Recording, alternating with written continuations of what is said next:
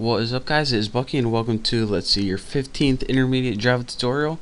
And in this tutorial I'm going to be talking about a new data structure, and this is called a priority queue. And what this is pretty much closely related to, you know how I related stacks to a pile of dishes? A queue is pretty much as closely related to like a line at the grocery store or something. Whoever gets there first has the highest priority, and that's who gets taken care of first or checked out.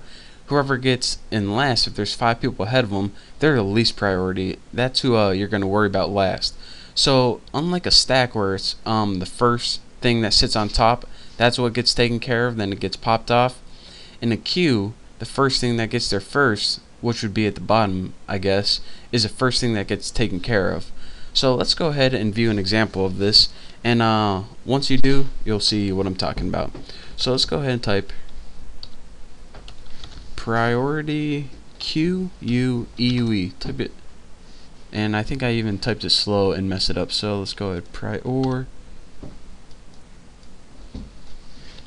queue. It'll tell me if I'm wrong in a second, and go ahead and type pass string data in this, and I'm going to name mine the letter Q because that's the easiest to do.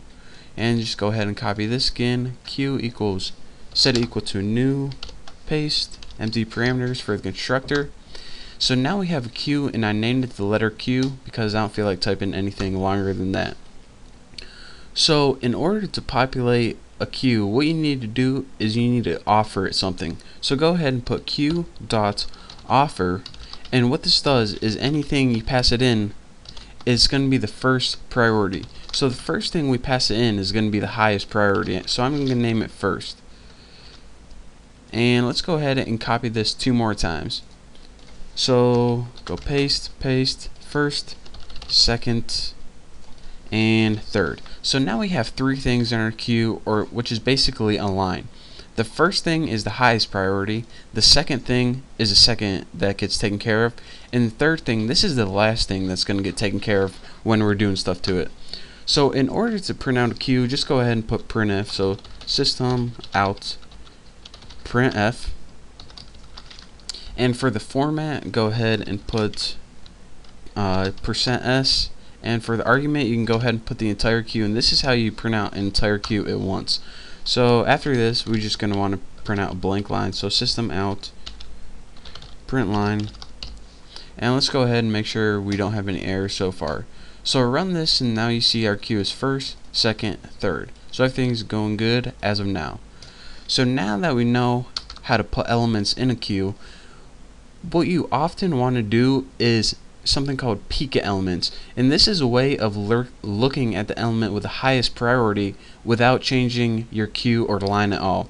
So let's go ahead and, in order to do the method peek, put system out printf, and you pretty much want to print out the entire stack again. Let's go ahead and print a string variable, and for your variable it's going to be q, but you want to call the peek method on this. And like I said, this method is going to look at the element with the highest priority, and that's what element it's going to return to you. So let's go ahead and print out a blank line after this, print line, and now it's going to return to us the element with the highest priority if we did it right, and there we go.